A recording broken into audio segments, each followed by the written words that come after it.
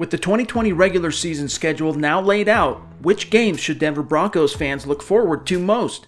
Are there any fixtures imbued with more meaning than others? Here are the 5 games to circle on the Broncos' 2020 schedule. First up is the Week 1 opener versus the Tennessee Titans. This isn't an important game strictly based on the fact that it's a season opener, but also because of what it could mean for the AFC playoff picture come January. Last year, the Titans were a wild card team that pushed all the way to the AFC title game before running out of luck. No matter how optimistic one is, the likelihood of the Broncos unseating the Chiefs as division champs is slim, which means the wild card formula takes on additional meaning. There's a good chance the Titans will also be in the wild card hunt, so defeating them early would help down the road and also give the Broncos some real momentum out of the gate.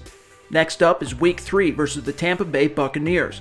It might be with a different club, but anytime Tom Brady comes to the Mile High City, it's a fixture to circle with special significance.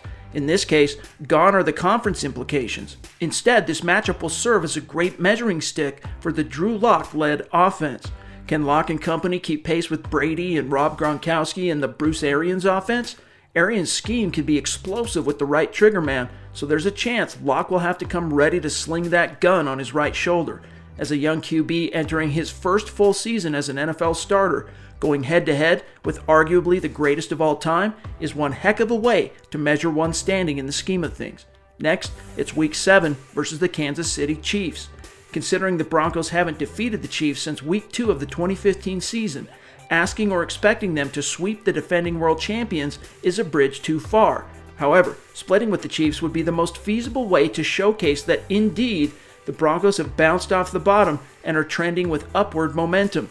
If the Broncos are to split with the Chiefs, that home game in Week 7 will be their best opportunity to do so.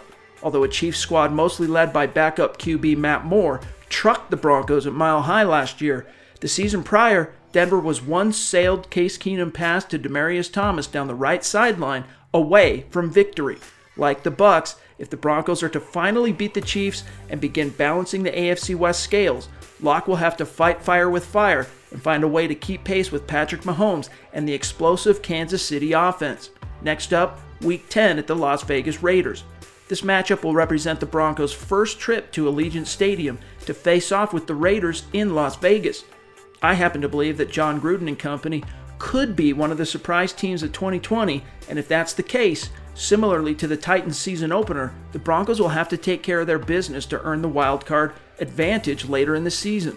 As one of the NFL's most storied rivalries all time, it's also a game worth noting because of its historical significance. The symbolism of defeating the Raiders in their first head-to-head matchup in Vegas would be saccharine sweet for the Broncos. Lastly, it's Week 15 versus the Buffalo Bills. With Brady out of the AFC East, it makes sense that Josh Allen and the Bills would be the favorites to win the division in 2020. As a wildcard team last season, the Bills have real momentum and added some impressive pieces this offseason. Don't completely count out Bill Belichick and the Patriots as threats to win the AFC East, and as such, this Bills game takes on wildcard implications potentially for the Broncos. If Lock and company want to establish a bulletproof case for the playoffs as unlikely candidates to win the AFC West, handling their wildcard caliber opponents is a must. What games are you most looking forward to? Sound off in the comments section below. For Mile High Huddle and Sports Illustrated, I'm Chad Jensen.